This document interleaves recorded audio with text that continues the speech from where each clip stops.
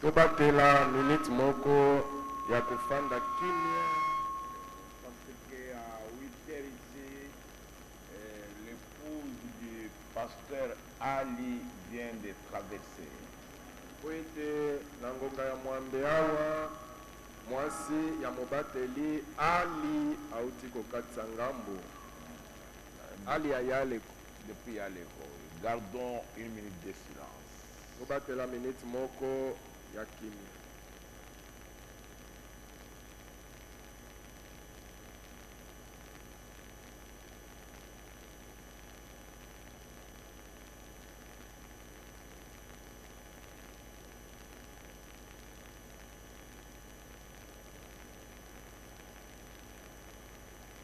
Que son âme repose en paix. Tika ete molimo na ye mopema na kimya. Asseyez-vous.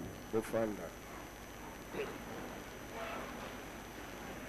Avant de commencer, je vais appeler le président de l'Assemblée provinciale pour saluer l'Église. Il est en voyage, il est revenu. Venez, président. Liboso na kobanda nalingi nabenga président ya assemblée provinciale asali mobembo sikoyo azongi président yaka. Shalom Église. Merci beaucoup Bobo. Je crois que c'est juste pour vous saluer parce que j'étais dans un long voyage en dehors du pays et aussi à Kinshasa. Dieu a pris soin de nous, on allait comme au retour. Et puis partout où on est passé, nous avons quand même vu sa main puissante qui nous a accompagnés partout. Et nous lui rendons grâce. Que Dieu vous bénisse. Tosali mobembo molayi libanda na mboka ntina Kinshasa bisika nyonso toleki nzambe azalaki na biso tomoni loboko ne na nguya elanganaki na biso mpona manso nzambe apambola bino. Avant de bénir le mariage, je vais prier pour l'anniversaire de frère Selemani, notre chant. Liboso na pambola libala na kobongola mpona ndeko na biso Selemani mokambi ya Bon anniversaire, frère Selemani. Bon anniversaire. Bon anniversaire, frère Selemani.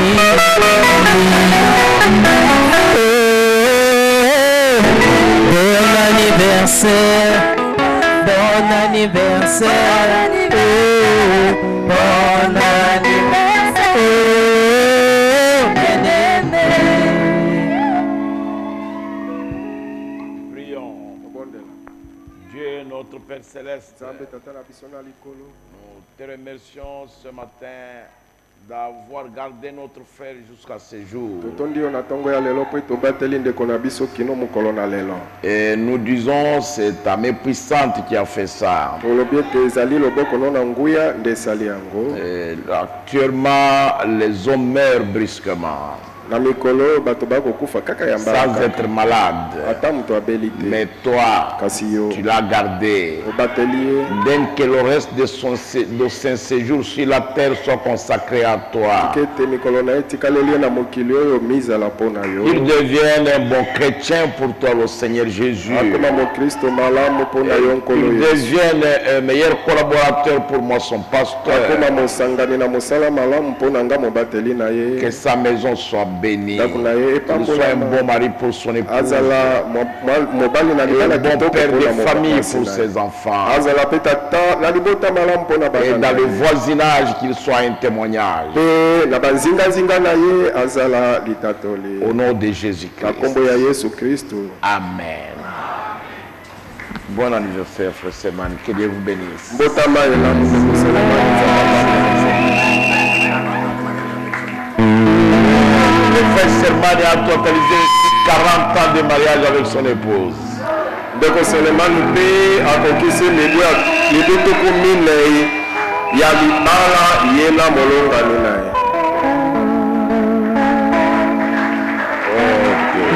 Merci.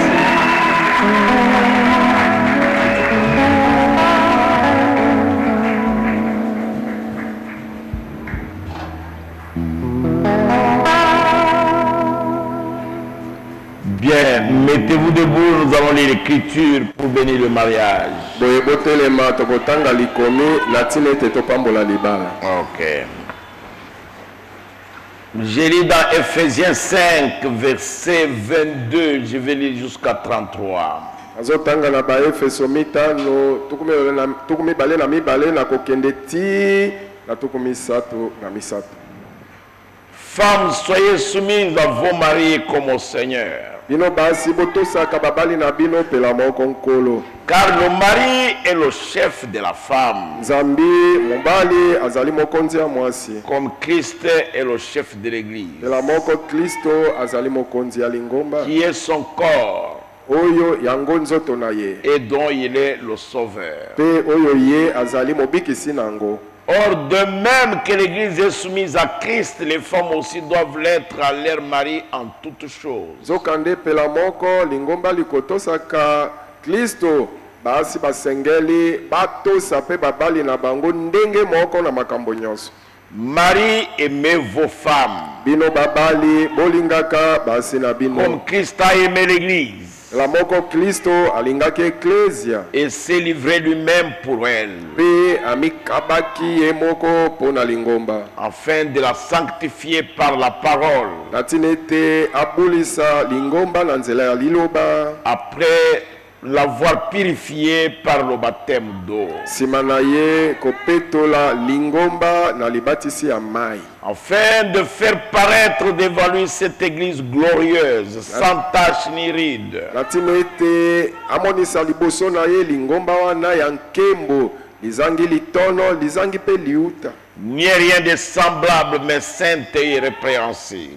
Ata eloko pe ya ndenge wana te, kasi lingomba lisantu pe lizangi pamela. C'est ainsi que les maris doivent aimer leurs femmes comme leur propre corps. Bongo nde babali basengeli balinga basi na bango pela moko nzoto na bango moko. Celui qui aime sa femme ye oyo akolingaka mwasi na ye s'aime lui-même. amilingi nde yeme. Car jamais personne n'a haï sa propre chair. Zambi atambala moko te mutu aina sunito nzoto na ye moko. Mais il la nourrit et en prend soin.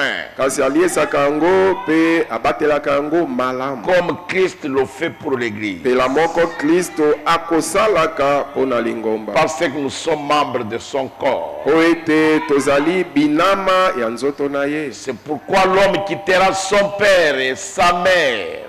Talatina mobali akotika papa na ye pe mama na ye. Et s'attachera à sa femme. Pe akokangama na mwasi na ye. Et les deux deviendront une seule chair. Pe banso babale bakokoma nzoto moko. Ce mystère est grand. Libomba mioyo lizali monene. J'ai dit cela par rapport à Christ et à l'église. Nazolo bango pona oyo etali Kristo pe lingomba. Dieu reste que chacun de vous aime sa femme comme lui-même. Pona oyo etikali tika ete moko na moko na bino alinga mwasi na ye lokola milingi ye moko. Et que la femme respecte son mari. Pe mwasi atosa mobali ne ya libala. Prions. To bondela. Dieu est notre Père Céleste. Nzambe tata na biso na likolo. Nous avons commencé le service maintenant. Kobanda na biso musala yango oyo. Nous te demandons de bénir le service de ce matin. To bondeli yo opambola musala ya tongo ya lelo. Tout ce que nous dirons dans ta parole, Seigneur, Nyonso tokolo bakati na liloba na yo nkolo. que cela trouve de la place dans les cœurs de tes enfants. Tikete yango ezwa esika na mitema ya bana na yo. Pour ta gloire. Pona nkembo na Au yo. nom de Na Jésus-Christ. kombo ya Yesu Kristo. Amen. Ah. Vous pouvez vous asseoir, mes bien-aimés. Oke ofanda balingami na ngai. Ok. Ici, nous parlons du mariage.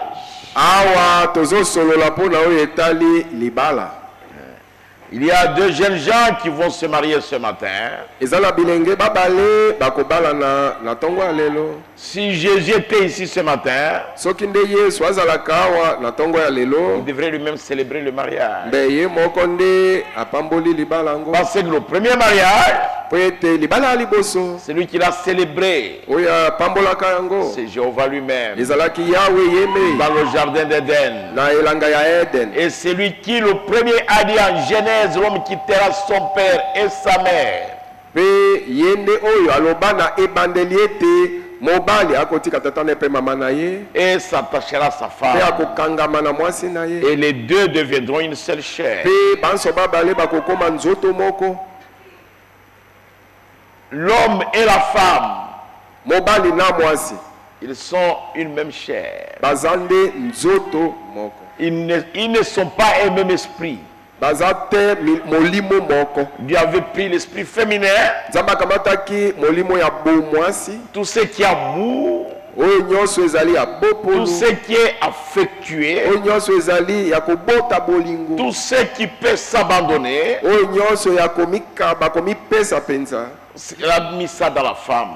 Nzamba kamataki yango atie kati na mwasi. Le créateur, Mokeli, c'est lui qui demande à la femme d'être soumise à son mari en toutes choses. mokeli wana nde azosenga mwasi ayeba kotosa mobali na ye na makambo manso Comme au Seigneur. pela moko kolo. Parce qu'il connaît ce qu'il avait mis dans la femme. Po mokeli ayebi eloko nini atia kati na mwasi, Quel patrimoine il avait mis en elle. ayebi bozwi nini atia kati na ye, Et il connaît aussi ce qu'il avait mis dans l'homme. pe mokeli ayebi pe eloko nini atia kati na mobali. Que l'homme aime sa femme comme lui-même. Tika ete mobali alinga mwasi na ye pela moko amilingi ye moko. En ce jour où nous vivons, Na mikolo tozobika la question du mariage, likambo oyo etali libala c'est une question difficile. ekomi motuna makasi. Dans le mariage et le divorce, au paragraphe 57, le prophète dit ceci. Kati na liteya na ye kobala pe koboma libala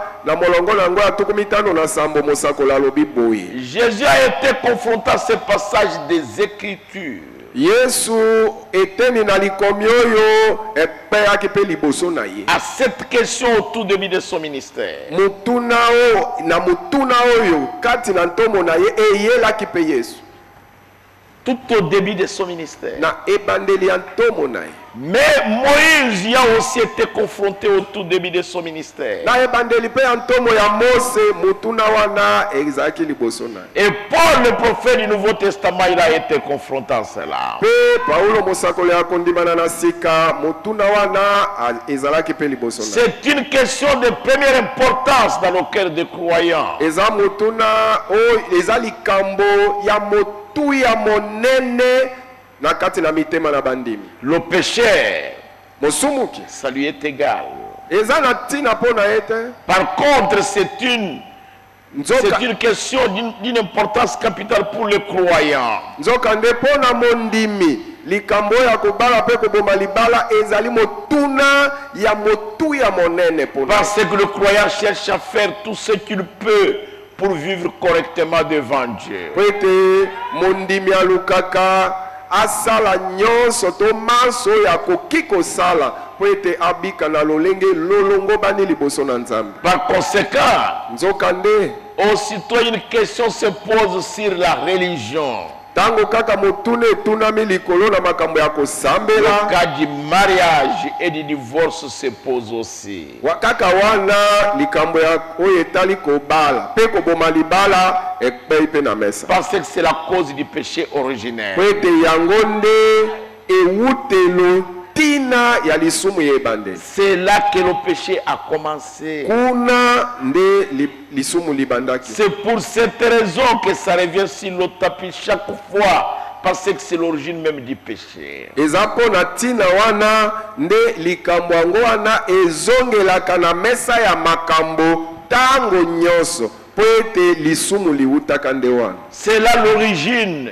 Wana nde lisumu liwutaka nde tina motuna wana eyaka na mesa tango nyonso. Parce que c'est l'origine du péché. Yango ezali ewutelo ya lisumu. Mais le chrétien cherche à vivre correctement devant Dieu. Kasi mokristu ye azoluka bika na lolenge lolongo bani liboso na Nzambe. Mais quand les gens ne veulent pas vivre correctement, est-ce qu'ils sont chrétiens? Kasi tango batu bazolinga kobika na lolenge lolongo bani te, solo baza ba Kristo?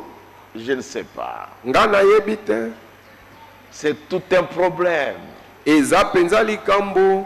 Vous devez vivre correctement Esengeli yo obika na lolenge lolongo bani devant Dieu liboso ya Nzambe. pour que le monde voie que vous êtes réellement un chrétien. Na tina ete mokili emona penza ete yo oza penza solo solo mo Kristo. C'est un problème. Eza likambo. Il est parlé de la question du respect. Et solo la mi likolo na likambo ya botosi. Tout dépend s'il s'agit des chrétiens. Nyonso ezali kaka likambo soki ezali likambo ya ba Kristo. Quand les gens viennent ici pour faire le vœu, Tango bato bayaka awa po bapesa na ndai. ils doivent savoir Basengeli bayeba. que leur vœu les lie jusqu'à la mort. Bayeba esengeli bayeba eke ndai na bango ekangisi bango babale kino liwa. Nous avons la Bible ici. Toza na Biblia awa. C'est pour lier le mariage. Eza pona kokangisa libala. Nous n'avons pas la Bible ici Toza te na Biblia oyo awa pour séparer les gens. pona kokabola bato. S'il y a une séparation, Soki bokabwani ezali cela vient des gens eux-mêmes. ezo wuta nde na bato bango moko. Ça peut être l'homme qui a provoqué ça. Ekoki kozala mobali nda boti Ça peut kokabwana. être aussi la femme qui a provoqué ça. Ekoki pe kozala mwasi nda boti kokabwana. Et dans tous les cas, l'écriture est piétinée. Na tango na ezala ngambo oyo to ngambo mosusu oyebaka ete makomi nde inyatami. Vous n'échapperez pas. Yo okoyeba kokima to komibimisa na likambo te. Jamais, parce que l'écriture a été piétinée. Te okokima okomibimisa na likambo te po ete likomi lisi linyatamaki. Je ne sais pas si vous comprenez ce que j'ai dit. Na yebi te soki bozososola oyo nazoloba. Oui, l'écriture a été piétinée. Likomi linyatamaki. Et à ce moment-là, Na tango wana vous ne pouvez plus échapper à ça. yo okobibimisa lisusu na likambo wana te. C'est impossible. Ekoki kokoka te. Vous ne saurez pas, ma soeur. Okokoka te Et ndeko vous ne mwasi. saurez pas, mon frère. Ndeko mobali okokoka Quelles te. que soient les raisons que vous donnez, Ata obanda kopesa ba raison ezalaki pona boye okokoka te. j'ai fui cet homme-là parce qu'il est sorcier. Nakimaki mobali wana oyo abalaki ngai po ete aza ndoki. Vous devriez prier avant. Yo si esengelaki nde obondela liboso obalana na ye. Avant de l'accepter en mariage. Liboso yo ondima mobali yango na libala. Esengelaki obondela. Vous deviez d'abord prier Esengelaki obondela. pour savoir Pona koyeba. ce que Dieu pense Pona koyeba nzambe akanisi nini. du mariage Pona etali libala. et du divorce. Pe na oyo etali koboma Je ne libala. veux plus de cette femme-là Na boyi mwasi wana. parce que sa mère est sorcière. Po mama na ye aza penza ndoki. Non, non, non, non, non. Te. Là, ça ne va pas. Wana ekoka te. Vous voyez. Moni. Vous trouvez-vous lire. Ndai na bino ekangisi bino esika moko. Nous n'avons aucune écriture Tozatala likomi moko te. qui nous dit Oyo ezoloba na biso. quand la mère de la femme ou la femme est sorcière, chassée là du mariage. Est-ce que vous avez une écriture? Yo zana likomi moko oyo elobi ete soki mama ya mwasi na yo to mwasi na yo ye moko aza ndoki obengane na libala oza na likomi. Si vous en avez une, montrez-la moi aussi. Soki oza na likomi ya bongo lakisa nga pe yango. Mais moi j'ai une écriture Nzokande nga naza na likomi moko que si elle commet adultère, koloba ete soki mwasi asali ekobo elle-même se décapite. ye moko azwi mbeli amikati kingo. Ça c'est le prophète. Oyo wana mosakoli alobi yango. Nous n'avons rien à dire. Eloko ya koloba eza te. Nous n'avons pas d'exhortation à donner. Toza te na malendisi omoni sala boye ya kopesa eza te. Non. Pour commencer, le mariage a été annulé par cette femme-là. Pona kobanda mwasi wana ye moko azwi libala abuki esili. C'est l'écriture. Eza likomi. C'est le prophète. Eza pe mosakoli. Je crois que je peux lire ça. Na bandi nakoki koloba yango. Oui, pas seulement chercher, mais je vais lire ça. Eza kaka te na luka. Boyeba nalingi na tanga yango. Je vais lire ça dans les clignotants rouges du signe de sa venue. nalingi natanga yango kati na elembo motane oyo ezali kopela pai elembo ya kolakisa boyei na ye. Le clignotant rouge oyo elembo motane eza kobeta du signe de sa venue. kolakisa elembo ete aza koya. Alors je voudrais lire ça là-bas. nalingi natanga yango wana. Je crois que vous allez me critiquer. Aujourd'hui, le pasteur va terminer à 14h. Non. Ne me nabanzi bokobanda kolobela nga ke lelo pasteur akosukisa nde na 14h te nakosukisa na 14h. Ne me critiquez pas. tonga J'ai le prophète pour vous montrer que quand vous, ma soeur, engi ko banaza na mosakoli mpo na kolakisa yo ete tangu yo ndeko na ngai ya mwasi vous quittez votre mari tangu yo otiki mobali no ya libala et vous allez vers une chair étrangère, okei epai na nzoto ya moto mosusu oyo aza mopaya. écoutez le prophète. Sikoyo boyoka mosako. Regardez maintenant, revenons à Jude 7. Je suis au paragraphe 136. Nazakati na molongo ya lite ya wana kama moko tukumisato na motoba. Regardez maintenant. Botala sikoyo. Revenons à Jude chapitre 7. Tozongela mokanda na Yuda sambo. Sodome et Gomorrhe, oh là là. Sodome et Gomorrhe, oh là là. Quelle chose affreuse. Likambo nini ya somo boy. Sans être marié à ces femmes. Babalani atate na basi wana. Aller après une autre chair. Okende kotambola sima na nzoto mususu. Un homme qui est marié avec sa femme. Mobali oyo abalani na mwasi na ye. Ils ne sont plus deux. Bazali susu babalete. Ils sont un. Bakomi moko. Un homme qui sort avec une autre femme. Mobali oyo azako bima. Akobima na mwasi mususu. Il se sépare automatiquement de sa femme. Kaka wana bimi na mwasi mususu. Mbala moko akabwani na mwasi na ye ya libala. Et une femme qui sort avec un autre homme. Sikoyo mwasi oyo azokende kobima na mobali mususu. Elle est morte pour son mari. Mwasi wana pona mobali ne ya libala mwasi wana asakomi ebembe. Elle a renié sa propre chair. Mwasi wana awangani nzoto ya ye moko. Elle est retranchée de lui, c'est vrai. Mwasi wana alongolami na mobali na ye ya libala ezali solo. Au jour du jugement, mokolo ya kosambisa ils devront répondre de cela. Banso babale bakoyanola pona yango. Mais aujourd'hui, kasi lelo ils ne veulent pas entendre un message comme celui-là. bazolinga tate koyoka sangolokolo oyo. Les gens ne veulent pas entendre. Batu bazoboya koyoka. Ils veulent entendre des choses agréables. Batu bazolinga kaka bayoka makambo ya kosepelisa matoi na bango.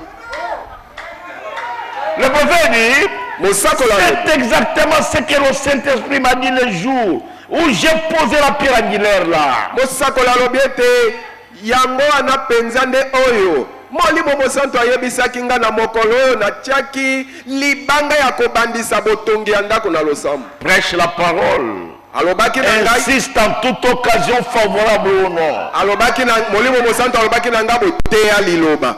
Beta sete makambo ezala ya komata to ya kokita beta kaka sete. Car il viendra un temps où les hommes ne supporteront pas la saine doctrine, mais il y a la démageaison d'entendre des choses agréables. Donc poete tangu moko ekokoya oyo bato bakoyikela lisusu mpiko te malakisi ya solo kasi bakokoma kaka na bamikosa motema duku koyoka makambo ya kosepelisa matoi na bango. Ça c'est vrai.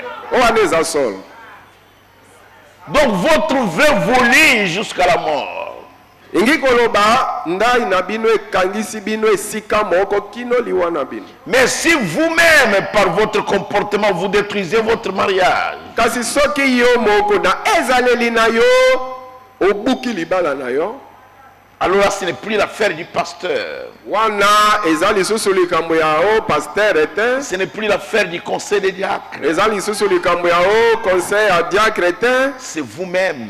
ekomi likambo ya yo moko C'est-à-dire vous avez brisé le vœu. engikolo bobuki ndai ya libala Vous vous séparez automatiquement de votre femme. kaka wana osalaki yango mbala moko si okabwani na mwasi no ya libala Et vous, femmes, mpe yo mwasi vous êtes retranchés de votre mari. omilongoli yo moko na mobali na yo Et vous êtes considérés mortes devant Dieu. mpe liboso na nzambe ofandi boye me azomona nde ebembe osi Parce que vous avez considéré votre mari comme inexistant. Vous avez commis vous-même un meurtre. po ete yo na kosalaka oyo osalaki wana ozwaki mobali na yo lokola azalaka lisusu te ozwaki mbeli obomi nano mobali nde osali makambo wana Je crois que c'est un peu clair.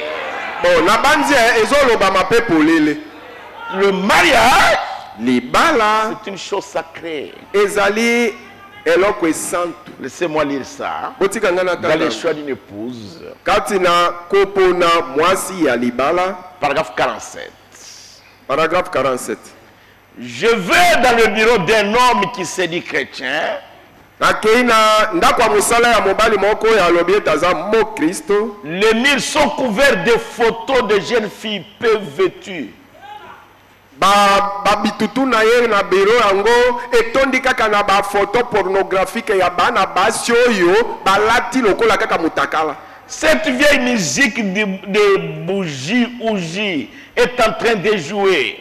oyo ndule ya kalaka ya buji uji wana ezali kaka kobeta na biro na ye Peu m'importe ce qu'il dit. ata mobali yango alobelanga nini Je ne crois pas son témoignage. nakondima ta litatoli na ye te Car son esprit se nourrit de ces choses du monde. po ete molimo na ye ezoliesama nde na babiloko ya mokili wana oyo eza na biro Que dire s'il épousait une fille de musique hâle ou s'il épousait une reine de sexe? toloba lisusu nini soki nde abalaka mwana mwasi oyo alingaka kobina ndombolo to alingaka ake kobala mwana mwasi oyo ye makambo kaka ya kosangana mwasi na mobali nde kuna ye aza mokonzi Ou tout simplement une moderne jolie riquetta. to mwa manjoli moko ya mikolo oyo nde yake kobala Azali Bouzenga. amonani monzenga Oui. Cela reflète. yango ezomonisa polele Cela montre ce qu'il pense de son futur foyer. yango ezomonisa polele oyo mobali yango azokanisa mpo na ndako na ye ya libala ndenge ekozala Car il l'a prise pour qu'elle élève ses enfants. po ete mobali wana akamati mwasi abali mwasi wana po ete abokola bana na ye Quoi qu'elle soit, ata mwasi azalaki c'est en fonction de cela qu'elle élèvera ses enfants. akobokola bana na ye kaka na makambo oyo ye aza nango Ça, c'est vrai. ekwana eza solo Vous sortez beaucoup. yo obimaka nde C'est bebo elle. C'est elle eza ye mwasi qui va rester avec vos enfants à la maison. kaka mwasi wana nde akobanda kotikalaka na bana no na ndako Vous devez penser à ça. yo mobali esengeli okanisa yango Qu'est-ce qu'elle fera de ses enfants? bongo ntango akobanda otikala na bango na ndako akobanda osala na bango nini Cela reflète donc ce qu'il y a dans l'homme. yango emonisi sikoyo polele eloko oyo eza na motema ya mobali Ça, c'est vrai. One is Un homme so. qui prend une telle femme montre tout simplement ce qu'il pense du futur. mobali oyo akei kobala kokamata mwasi ya bongo azolakisa kaka lobi na bango ye azokanisa ete ekozala boni Ça, c'est vrai. me wana eza Pouvez-vous imaginer un chrétien faire une chose pareille? Non, messieurs. yo okoki kokanisa mobali moko mokristo akende osala biloko ya ndenge wana Moi, je ne le peux te pas. mbuta mutu ngai Un mpe vrai nasala yango te. chrétien mokristo ya solo ne cherchera pas ses reins de beauté. mokristo mobali ya solo akoluka te basi wana oyo makambo na ye nyonso eza nde bonzenga ya nzoto na ye. Ses filles de musicales et ses reines de sexe. Akokende koluka te bana basi oyo bakobinaka bandombolo na makambo ya nzoto ya kosangana nde kuna ya yebi mingi. Il cherchera un caractère chrétien. Mwana mobali mokristo akoluka nde ezaleli ya bokristo. Paragraphe 48, écoutez bien les prophètes. Tukumine na mwambe boyoka mosakoli bien. Maintenant, kasi sasa vous ne pouvez pas tout avoir. Okoki kozwa nyonso te. Il se pourrait qu'une fille soit très jolie. Ekoki kosalema ete mwana mwasi moko azala bonzenga, moseka moko azala bonzenga penzi. Que son apparence soit meilleure que celle de l'autre. Lolenge na ya tongami libanda azomonana ezali malamu koleka o mwasi mosusu. Et vous devriez sacrifier l'une au profit de l'autre. Yo esengeli to oboyi moko nde ozwa mosusu. Cependant, si elle n'a pas les qualités d'une dame, d'une femme, soki mwasi yango ya bonzenga wana azali na lolenge mabongi ya mwasi ya libala ya mwasi penza te, peu importe si elle est jolie ou pas, ata azala kitoko ya elongi to te, vous feriez mieux de considérer son caractère.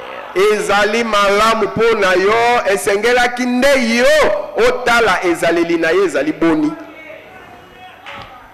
Si vous commencez à lire le choix d'une épouse à partir du paragraphe 58, vous allez voir, le prophète est allé dans une ferme chez son ami qui élevait les vaches. Soko bando tanga opola mwasi na libala na à partir du paragraphe 58 okomona ete mosakoli akendeki epai na moninga na ye epai wapi azobokola bangombe. Et il voulait acheter une vache. Mosakola lingaki asomba ngombe moko. Son ami lui dit, regardez la clôture est là, la ferme est là, vous pouvez choisir une vache. Bongo moninga na alobi ke lupango ya bangombe yango oyo pona oyo lingi. Et il est allé. Akei. Il a regardé une vache très grosse, bien graisse, bien engraissée. Et il a dit, je vais acheter celle-là. Atali amoni ngombe moko munene atondi mafuta alobi ke oyo nde na lingi na somba. Et son ami lui dit, attention Branham.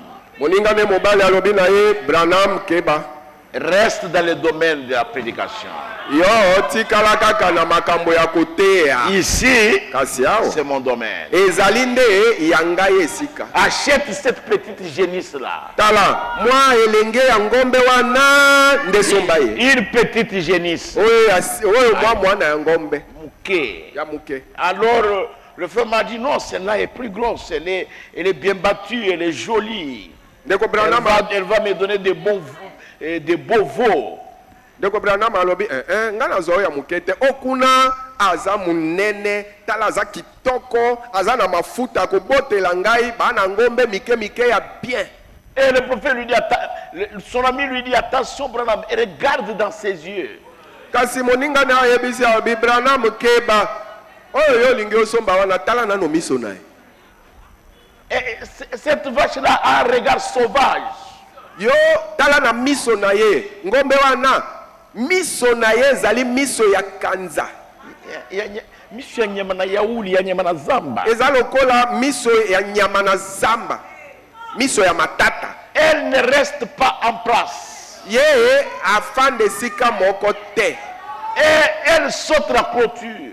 Ngombe wana yo lingi osomba apumbwaka lupango. Elle ne sera pas une bonne mère pour ses enfants. Ngombe wana kozala mama malamu te pona bano akobota. Elle est là-bas. Azanga oyo lelo azanga ici. Simango kuti akomia. Jamais.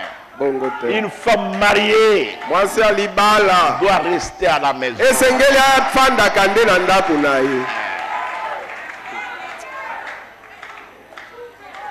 J'ai bénissé un mariage hier vers Kambakamba, à Hébreu 13-8 Tabernacle, chez le pasteur Dieu merci Lissimo. Na bandako pambola libala moko ngambo ya kambakamba na losambo ya Hébreu 13:8 Tabernacle et pa na mobateli Dieu merci Lissimo. Mon frère, Ndeko ma mobali, soeur, ndeko quand mwasi. vous allez au marché, Tango zo kende na zando. allez au marché.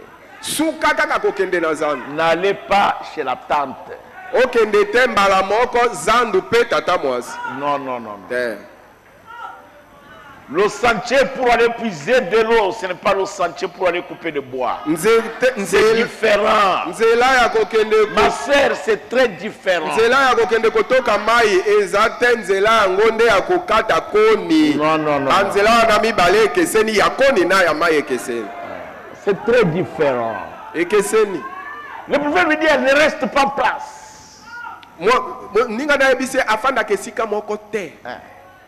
Tu te trompes, Branham. Branham ozo mikosa na yo. Et le frère Branham a dit Amen, je comprends maintenant. Ndeko Branham abi amina na sonsoli siko. Et il est venu prêcher le choix d'une épouse. Ndeko Branham aye koteya kopona mwasi oyo yo okobala.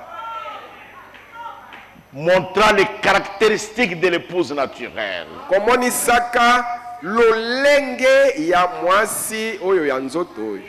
C'est tout un problème. Eza penza likambo. Le choix d'une épouse. Kopona mwasi Le oyo vœu yo de okobala. mariage. Oyo ndaya libala. C'est tout un problème. Eza likambo. Vous devez prier. Yo esengeli obondela. Parce que tout devient incertain. Oete lelo yo makambo yeba te soki ekosimba to ekosimba te. Nous ne savons plus. Toyeba lisusu te. Nous vivons dans les jours de l'incertitude. Tokomi kobika na mikolo ya makambo oyeba te ekosuka malamu to ekosuka mabe. Et ici, Pe awa est-ce que je peux dire quelque chose? nakoki otanga eloko moko. Les Écritures disent, Makomi elobi c'est Paul qui a repris Genèse qui dit que la femme soit soumise à son mari. awa ezali Paulo azongelaki makomi ya Genèse oyo elobi ete tika ete mwasi atosaka mobali na ye. Et l'homme Pe mobali doit aimer sa femme. esengeli alinga mwasi na ye. Maintenant, je voudrais que vous écoutiez le prophète. Nalingi sikoyo boyoka mosako. Je vais y aller comme ça. C'est l'avant-dernière citation que j'ai lue. Nakokende bongo nazotanga oyo nde natangi mususu nde nasukisi. Ok. Je vais lire maintenant dans la sémence du serpent. Aingi natanga sikoyo nalitera na mosakoli mumboto ya nyoka. Suivez ça très bien. Bolandango malamu mingi. Et la femme, Pe je mwasi. suis au paragraphe 113. Naza na paragraphe kama nazomi na misato. Je vais m'arrêter au paragraphe 118. Nakosuka na paragraphe kama nazomi na mwambe. Et la femme Pe mwasi est simplement une partie de l'homme. azali kaka eteni ya mobali na ye. Un produit dérivé. Oyo awuti to akamata mina. L'homme n'a pas été créé pour la femme. Mobali akelama te po na mwasi te. Mais la femme Kasi a mwasi été créée pour l'homme. ye akelamaka po na mobali kaka. La femme n'était pas dans la création originale. Na kokela ya ebandeli tango nzambe akelaka mwasi azalaka te.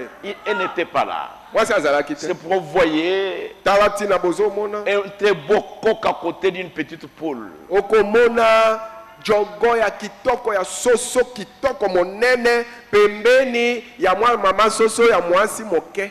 Et vous trouverez un gros cochon à côté d'une petite truie. Okokuta kabakata ya ngulu ya mobali pembeni na ngulu ya muke ya mwasi. Et un gros bouc Okokuta taba monene avec ya mobali sa barbe na mandefu na ye à kitipo. côté d'une petite chèvre. Okokuta ye pembeni ya mwa taba ya mwasi ya moke. Mais dans la création humaine, Kasi na kokela ya bato l'espèce humaine, oyo bato la femme mwasi est plus belle que l'homme. mwasi aza bonzenga koleka mobali. Elle a été faite ainsi par Dieu pour provoquer la chute.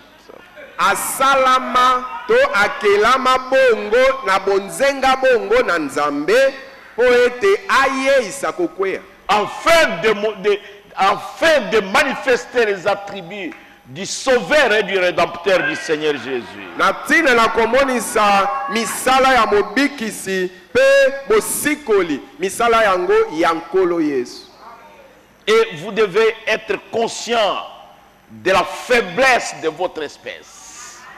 esengeli yo oyeba na mutu na yo malamu boni boni lolenge na yo oyo yokelama nango ezali motawu. Ok, merci. La femme n'était pas dans la création originale.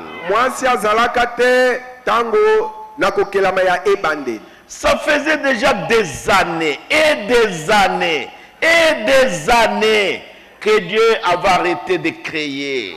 Esi elekaka bambula ebele ebele ebele uta nzambe asukisaka kokela. La femme n'était pas là. Nyonso tango nyonso wana mwasi azalaka na ye. Quand il a formé la femme, Tango asali mwasi à partir d'une cote prise de son côté, uta na mopanzi moko oyo akamataki na ngambo ya mopanzi ya Baba. Adam avait déjà donné des noms à toute la création, à tout le reste. Na tango wana Adamu asi asilisaki kopesa bakombo na bikelamu misusu nyonso. Mais pour lui-même, Kasi mpo na ye il n'y moko avait rien. eloko ezalaki Alors il lui a fait une aide, il a pris une aide de son côté. mpe nde nzambe asalelaki ye sikoyo mosungi akamataki mosungi moko abimisi yango wuta na mopanzi na ye Il a refermé la coupure akamati esika yango ajipi et il lui a fait une aide. mpe asalelaki ye Et mosungi l'homme dans son esprit, il était à la fois homme et femme. kasi mobali na molimo na ye azalaki mbala moko mobali mpe mwasi Il avait déjà arrêté de créer. asi asukisaki kokela Et Adam, mpe adamu il n'avait pas de cordon ombilical. azalaki na mutolu te Parce que son père et sa mère étaient Dieu. po ete tata ya adamu mpe mama ya adamu ezalaki kaka Et il nzambe était très intelligent. mpe azalaki na mayele mingi On amenait un animal. bakomema nyama moko boye On lui dit c'est quoi ça? batuni ye nini oyo Il dit ça c'est un éléphant. alobi ha si nzoku wana On lui amène un animal. bamemeli ye On nyama lui dit moko Adam c'est quoi ça? batuni ye nini oyo Il dit papa ça c'est le tigre. alobi papa si tigre ye oyo On lui amène un animal. bamemela ye nyama moko Il boye dit papa ça c'est le porc-épic. alobi oyo nde oyo porke pik oyo azalaka na ba Très njiko intelligent. Très oyo nde intelligent. njiko adam mayele mingi Il donnait les noms à chaque création, à chaque azopesa créature. azopesa kombo na ekelamu moko na Il moko était très intelligent. azalaki mayele Pas mingi moyen de le tromper. mwaye ya kokosa adamu ezalaki te C'était terrible, mes frères. ezalaki matata bandeko Mais Ève n'était pas là. kasi ntango makambo wana ekosalema ewa azalaki te Dieu a eu pitié de son enfant nzambe aye koyokela mwana na ye mobali et mawa il lui a fait une aide. mpe asaleli ye mosungi Et remarquez que Dieu ne peut retourner à la poussière de la terre. botala ete nzambe azongaka lisusu te na putulu ya mabele Jamais. te Il a formé la femme. asali mwasi Il ne l'a pas créée. akelaki Il l'a mwasi formé à partir d'Adam. asali ye wuta na adamu Et la femme mpe mwasi est simplement une partie de l'homme. aza kaka eteni ya mobali Et quand un homme prend une épouse, si elle est vraiment son épouse, mpe ntango mobali akamati mwasi ya libala soki solo mwasi wana aza mpenza mwasi na ye une ya épouse libala donnée par Dieu, soki aza mpenza mwasi ya libala oyo nzambe nde apesi alors ye. elle sera pour lui tout comme une partie de lui. na bongo mwasi yango akozala mpo na mobali kaka lokola eteni ya nzoto ya mobali Et c'est tout. soka kaka Si tu es conscient, soki oza na mayele malamu les gens me donnent levé, c'est Dieu qui m'a donné cette femme. olobi ete nzambe nde apesi nga mwasi oyo Mais si elle est une partie de vous, kasi soki aza eteni na yo c'est comme vous-même. eza kaka lokola C'est yo une moko autre vous-même. ye akozala nde yo mosusu Et on lui a amené Ève. mpe bapesaki ye nkombo ewa Et Adam l'a appelé Isha. mpe adamu abengaki ye isha Ce qui signifie femme, une autre moi-même. ntina na yango elingi koloba ngai mosusu C'est Adam qui lui avait donné ce nom-là en langue hébraïque.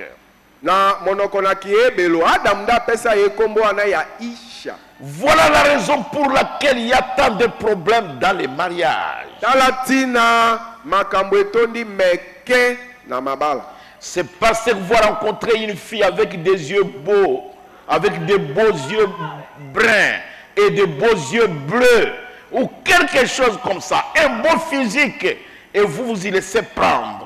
ezali po ete okutana na elenge mwana mwasi moko boye tala miso na ye ezali penza kitoko abalusi boye miso bien otali nzoto na ye ndenge atongama nzoto kitoko yo mitiki kokamata makokota na motambo na yango Dès l'instant qu'elle a son premier bébé, tangu kaka kobota bebe na ye et qu'elle perd ses dents, pe abandi kobungisa et baninu qu'elle devient ridée, pe abandi kokoma masusa na elongi et prend de l'âge, abandi kokola alors vous voulez la mettre à la porte. na bongo yo lingi obenga na ye obimise na ekuke Avant, liboso elle avait des seins rebondis. azalaki na mabele etelemi Après avoir allaité les enfants, nsima na ye konungisa bana na yo les seins commencent à s'accroupir. bamabele Et vous elali voulez la mettre à la porte. sikoyo omoni bongo olingi Et obenga na vous ye les na- femmes, e bino basi certaines vont rencontrer un jeune garçon aux cheveux tout lissés, avec la moitié de la boîte de sandux de sa maman vidée dessus.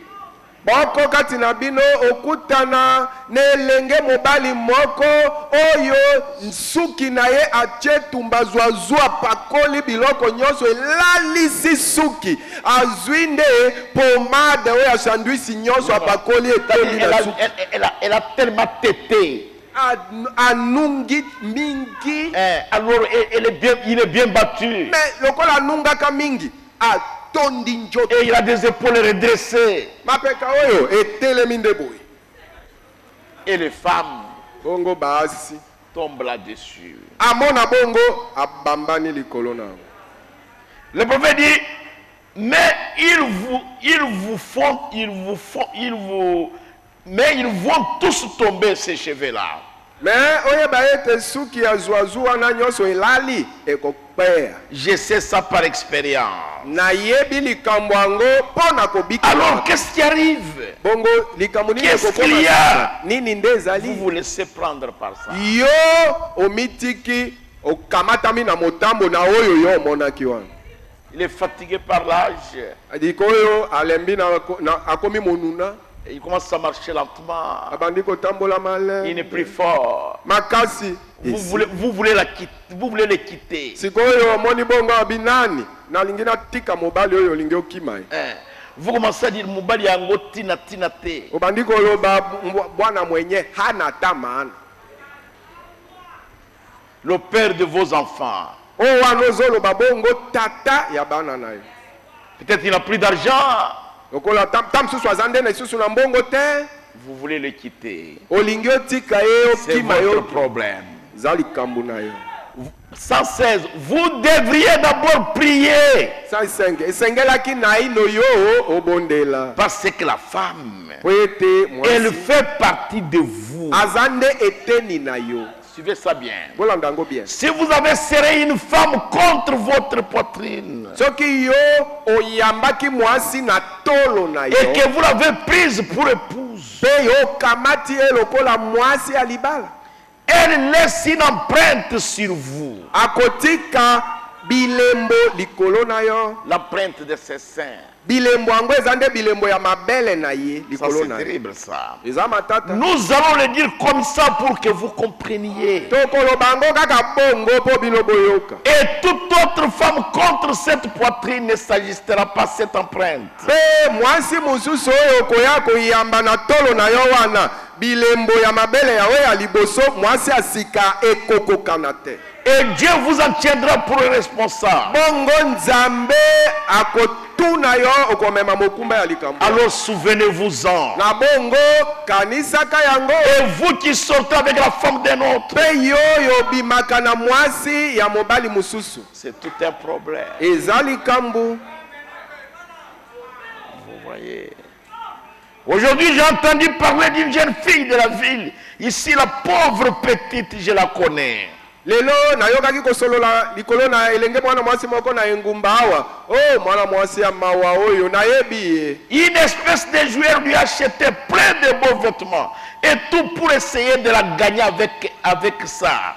bongo mwa mosani moko to ya ndembo to ya nini asombeli ye to mwa bilamba ebele na to mwa makambo ya ndenge wana po ete asomba motema na ye na to mwa biloko wana. Suivez le prophète. Bolanda mosakoni. Erra, celui qui ferait une chose pareille ne peut même pas être considéré comme un être humain.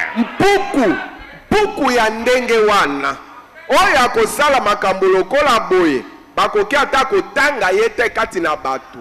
Vous savez, un chien n'est pas aussi bas que ça. Oyebi mbwa azali na makambo ya se ya mbindo lokolo wana te. Un chien n'est pas comme ça. Mbwa azata na ebongo te. Oh, j'aime ça. Nga na lingi yango. Ma fille, mwana na ngai ya mwasi, contentez-vous de ce que votre père vous donne. Suka kaka sepelaka kaka na oyo papa na moboti apesaka yo. Contentez-vous de ces slip-là qu'il vous achète. Toma kaleso mike na sombelaka yo yo suka kaka na yango. Et le soutien qu'il vous achète. Na tomwa soutien wana. Vous allez tuer votre papa. Okoya koboma papa moboti na yo. Il n'y a pas, même ton mari ne t'aimera pas comme lui. Ata mobali no alibala kolinga yo lokola tata moboti na yo te. Jamais. Te. Ton mari a un intérêt sur ton corps. Mobali na yo tango alingi yo liso na ye ezali nde likolo na nzoto na yo. Et toi tu as l'intérêt sur son corps. Pe yo ozali nde na liso na nzoto na ye. Mais ton père, nzoka nde tata moboti na yo, il sent son sang. azoyo Le sang qui est en toi là. azoyoka kati na ye omoni makila oyo eza kati na yo C'est wana le sang de ton père. eza nde makila ya ye tata na yo. Vous devez faire attention. Yo mwana mwasi Dieu vous en tiendra responsable. nzambe akotuna yo mpo na yango. Au jour du jugement, mokolo ya kosambisa vivez correctement.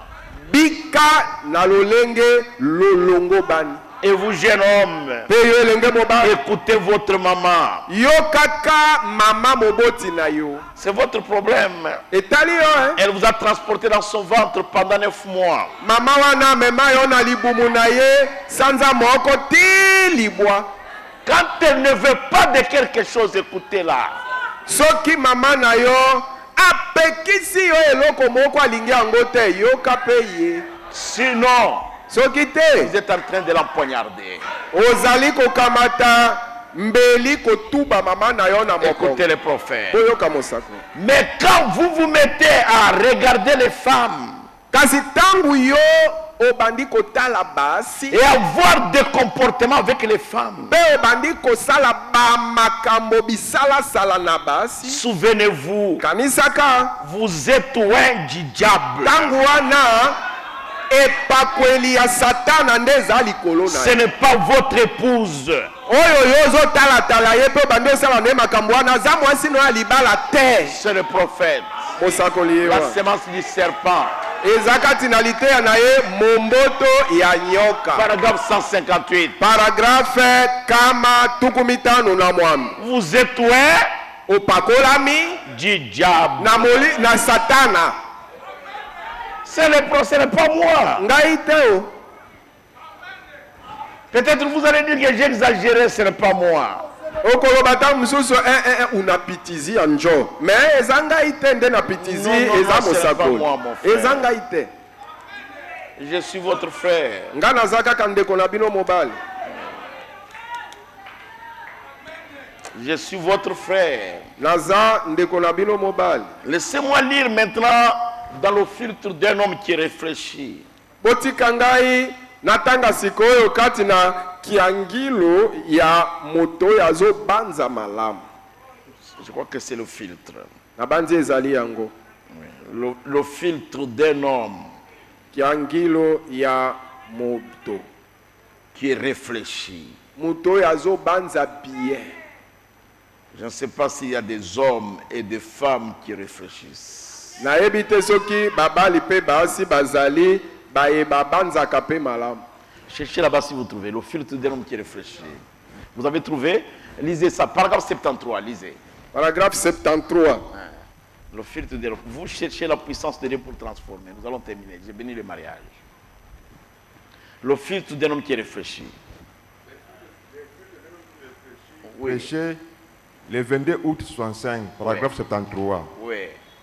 Oh, quelle grâce de la part de Dieu qui nous ait donné la compréhension des mystères si grands, comme Paul l'a dit ici. ngolu nini tozwi na miso ya nzambe po ete apesi biso mabombami minene boye pela moko Paulo alobi yango awa. Plus loin dans l'Éphésiens, en parlant du mari et de la femme, il a dit, Omoni musika na befeso tango aza kusala likolo na mobali mpe na mwasi Polo musakuli alobi boye kende liboso. c'est un mystère. Polo alobi ezali libumbami. En parlant des femmes qui doivent avoir du respect pour leur mari. Tango azali kusolola likolo na basi oyo esengeli batosa mibali na bango soki olingi okende na lola ozali mwasi mu Kristo tosa mobali na yo po ete musakuli alobi tango mwasi azali kusalela mobali na ye azali kusalela Nzambe soki olobi natiki na ngai makambo ya libali yango nakei kusalela Nzambe na ngai Nzambe yango azalaka esika nini. Voilà. Même que c'est le deuxième passage de toute la Bible, je crois, où il est parlé d'avoir du respect. Il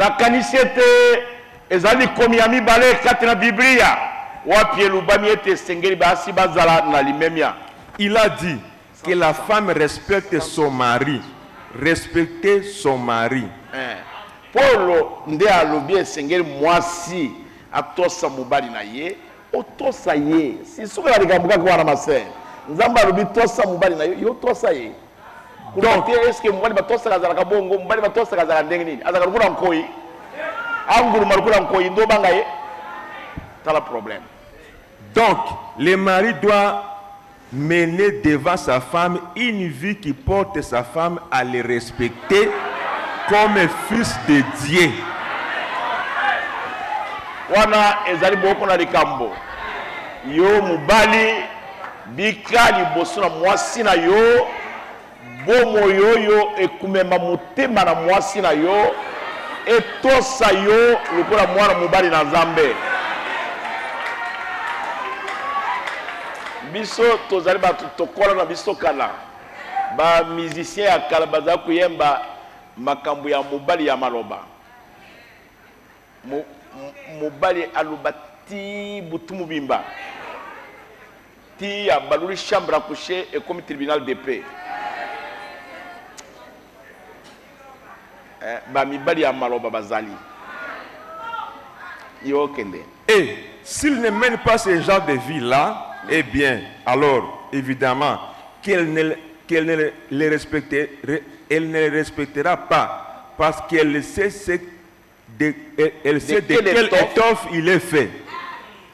Omoni soki ozali kubika bomo imalamu te makambo nyonso ezali nyamu mwasi wana yebi ete yo ozali nani.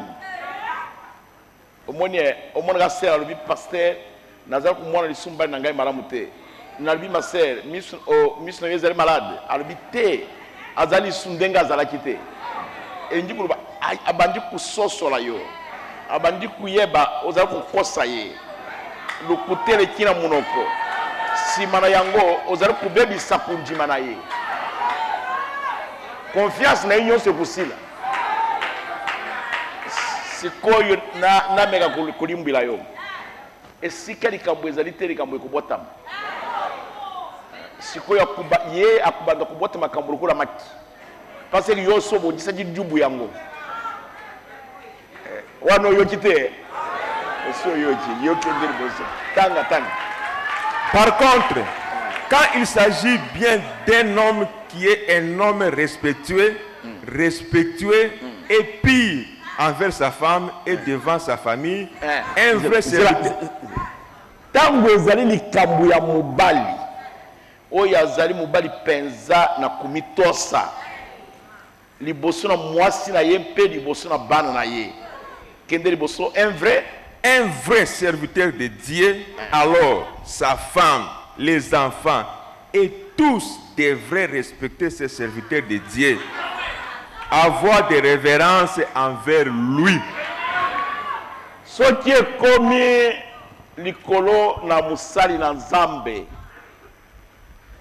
azali musali na nzambe azali kubika bomoi na nzambe azali kubika liloba na nzambe bongo yo mwasi na ye na bana na yo na batu nyonso bazali kubika na ndako esengelaki bino nyonso bozala na limemia pe na kumikitisa liboso na musali na nzambe wana.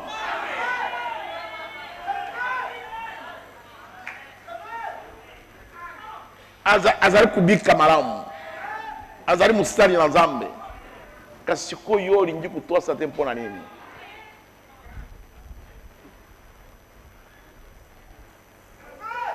Ozali kusala masumu na yo obuki mbeto ya libala te.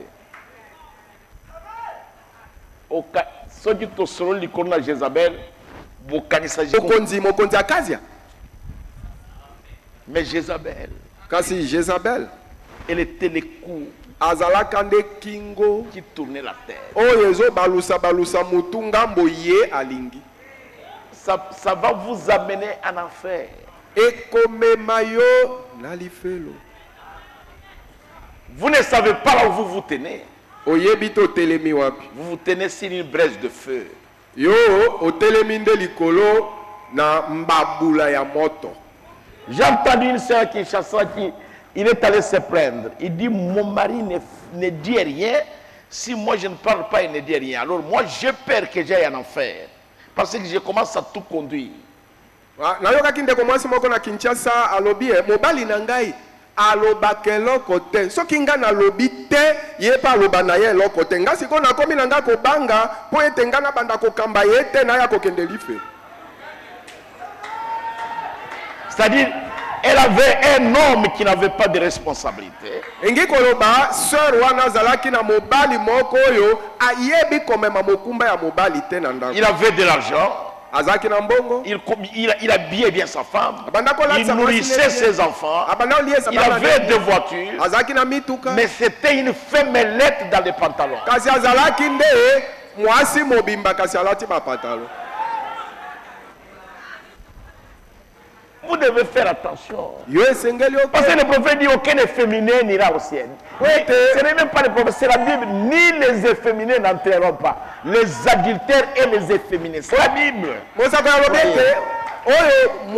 la Bible. Mobali mwasi. Ezata mosakolite Biblia nde lobiete ata ba mibali o bazalo kola basi akenda pe akota na lola te. Akokota te hata ingia. C'est la Bible qui dit ça. Ezande Biblia nde lobiango. La Bible a dit ça. Biblia lobiango même les efféminés. Ata mibali o bazalo kola basi. La Bible dit dans Apocalypse chapitre 21 verset 8. Mais pour les lâches, les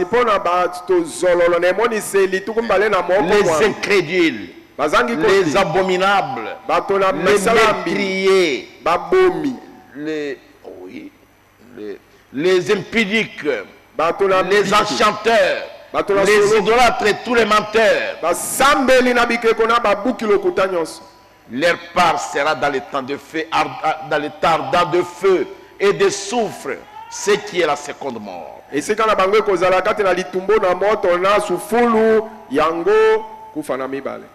Ça, ce sont les Écritures. Donc, vous voyez, les lâches n'entreront pas. Comment ils vont entrer, frère? C'est la Bible qui dit ça. Alors, vous devez faire attention, mon frère. Ok. Lisez ça, on termine. Nous allons lire dans la puissance de Dieu pour transformer. Maintenant, je vais venir le mariage. Paragraphe 160. Maintenant, fils de Dieu, écoutez, vous vous retrouverez dans la même situation. C'est Jézabel d'aujourd'hui. C'est Dandine devant vous.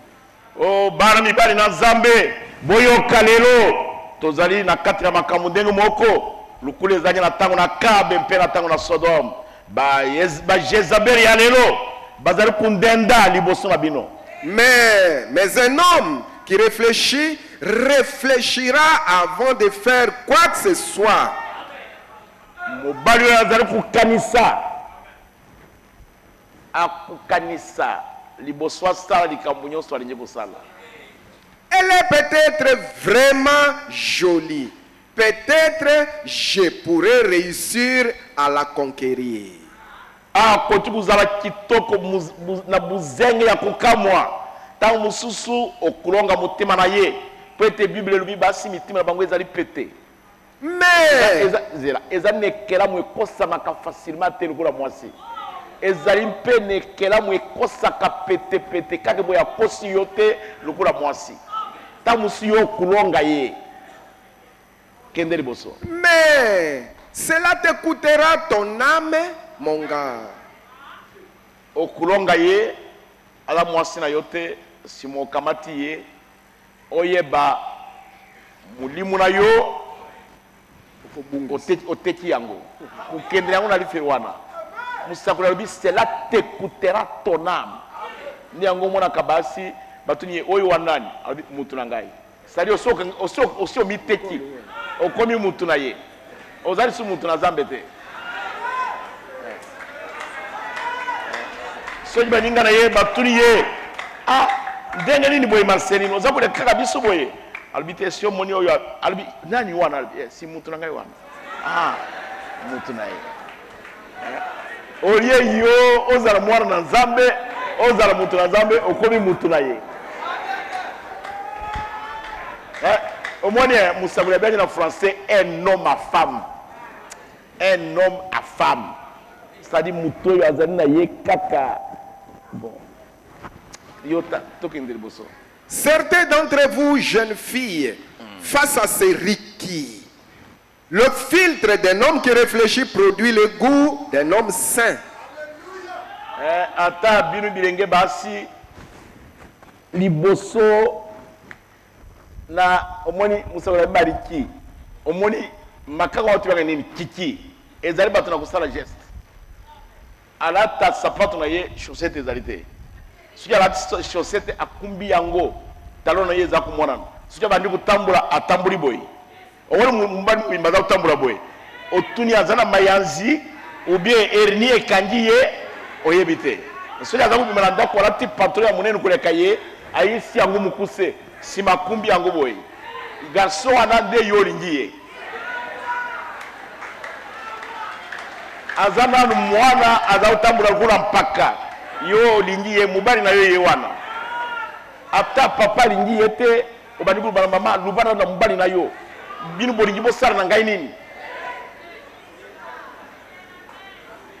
elenge mwasi moko alobina papa alobina mama na ye lubke ndolo bana mubali na yo mubimbara ngai boye ezali pembe na njoko nzoka ndetu banda boko na njoko na ndako toyebite ça va yo tanga 161. Vous les hommes mariés, quand vous voyez ces femmes dans la rue comme ça, vous les hommes mariés. Vous les hommes mariés. Okay. Quand vous voyez ces femmes dans la rue comme ça, vous, les fils de Dieu, ne vous rendez-vous pas compte de ce qui s'est passé au tout début, au commencement? Bino, ba mibalo yo bosi mobali. Tango boza kumona basi wana nzela kusala sala ba makambo ndenge bazali kusala bozali na bino atako kanisa te makambo yo le kakine bandeli kuna kala boza ku kanisa te mon frère suka yoka kwana suka yoka kabasi suka na vie kakao okusuka na suka kakao osilisa mukiri mubimba ça va. Quand la science avait rendu les femmes du monde antédiluvien si jolies que les fils de Dieu avaient pris les filles des hommes, pas les filles de Dieu. La tango liboso mpeleya zebina mukile saki basi bazenga na koleka kitoko otali ba ndenge na yoki mutu moko azakulu ba mwasi ona azakulu ba sanziye yo se moni baboti mwana munoko tala makambo na yo elingi kuluba osumbami na diable alors bana mibali na nzambe bakei kukamata bana basi na bato babali bango te bazala kubika na union libre bakamati bana basi na bato lukula basi na bango c'est tout un problème ezali ka monene bana basi na nzambe te me bana basi na bato kende liboso. Et Dieu ne l'a jamais oublié. Omoni tango basali makambo wana kino nzamba la Bible alibia bongoli mutima ebite mpona ni akelaki mutu sikoyo faut asilisa mukiri mobimba nzamba bosana likambo wana te omoni nzamba bosana te parce que loko yango ezaki mabe mingi bana mibali na nzambe bakeyi kukamata bana basi na kaye bazala basi na bango. C'est terrible. Tanga. Vous remarquez que les femmes deviennent de plus en plus belles dans ces derniers jours. Na mukolo boye basi bakomi bazenga kuleka ndenge bazaki liboso.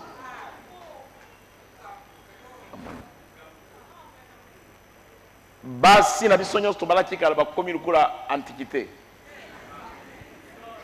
yango ndo moni mpe bapa mikolo oyo bazangi soni azali kokende kobala mwana mwasi moke oyo azali nkoko na ye baoyo bazanga soni ezali bapapa oyo mokaba na bango ezali kosimba pantalon malamu te yo tokende liboso. C'est un signe de la fin. Dieu l'a prouvé. Alors utilisez le filtre d'un homme qui réfléchit, vous aurez le goût d'un homme saint.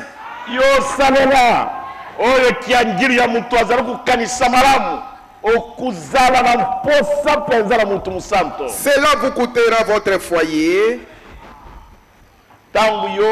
Miso ezaka likolo na basi likambo yango ekubuka libara na yo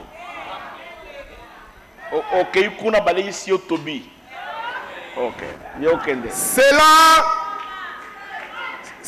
vous coûtera votre position sociale. Mbongo oyo tina poche ozali kumona ata basi na bato nyonso bakoma basi na yo mbongo wana ekusila okubo pasteur na kiri ngai mabe ngai na lakeli yo mabe te nazali kuzungira musakoli ekukute yo position na yo kende liboso. Cela vous coûtera tout ce que vous avez et en plus de cela votre âme. Yango ekusilisa biloko nyonso oza na yango basi wana bazakala lulendo soki na ndako basengi $20 oluyi oza kosenga mbongo mingi mwasi wana nasena mwana mwasi moko toza na camarade na ngai apesi ye $50 alobi oza kosakana na ngai abwakeli ye yango kamba na ngai alobi me kamba tena na oyo wana alobi tika kosakana na ngai kino atili boko na poche apesi ye $100 mwasi wana akamati na 50 na 100 te kasi sikoyo yo okomi mutu na ye sikoyo camarade Nangai a dit, oh mon cher Kabamba, je retourne à la maison. Moi, il dit, non, je vais te laisser à la maison. Alors, si quoi il toque, il y a un d'accord.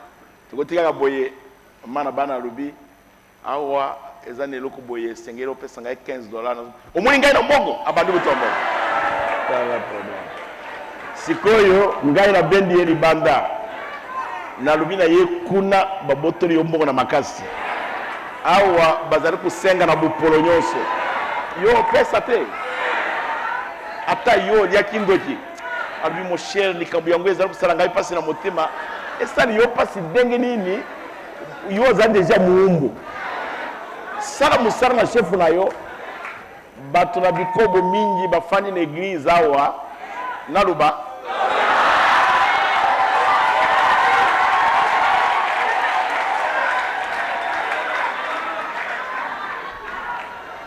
bino ba pasteur na ngai bolimbisa ngai batu na bikobo mingi bafandi en église bapesaka dîme te nzambra bango ezali mwasi wana. Est-ce que yo sosolinga bien? C'est quoi il a expliqué yo likambo. Soki muto azimbongo lelo liboso bazaki na mbongo te bolingo ezali makasi. Soki azimbongo lelo mutu ya liboso ya kumonela ye ezali nzambe. Aya lisu na lusambo te. Soki balingi batuna lobi ezali vie privée na ngai. Nzamba tomboli ye mbe ya bandi kumonela ye. Mutu ya mibali ya kumonela ye ezali pasteur. Pasteur alobali kambote azana poche na ye. Omoni le problème. Ba diacre ndolo batate. Mutu ya misatu ya kumonela ye eza mwasi na ye. Akuzuriye ba makangu soki mwasi wana azana malchance bagayi kuzuriye mbanda. Baye kuluba na kufuta yo baye kukosi ye na ndako. Yo mpe baza kusumbi yo ndako za konjima. Okay na ndako wapi? Yo ke na ndako wapi? Guerre ya 6 jours bébé si bandako basi bafuti yango. Oh na sumbiri yo de super. On a tebila bando bandako on a tebila mboso chargé.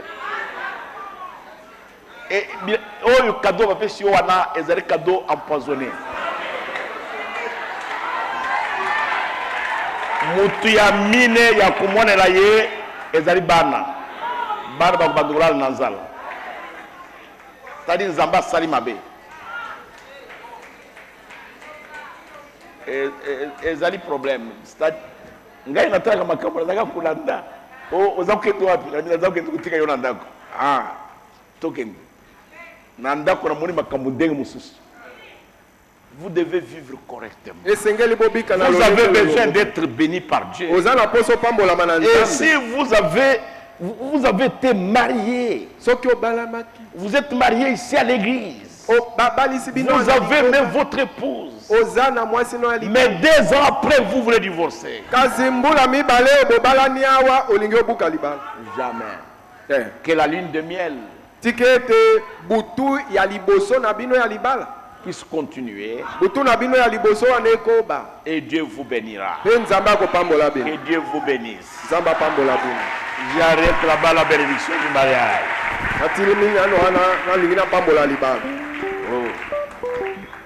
Je vois le jeune homme là-bas, Likunda Wazi André, qu'on l'amène ici. Namoni renge mobali kuna Likunda André aya bame maya.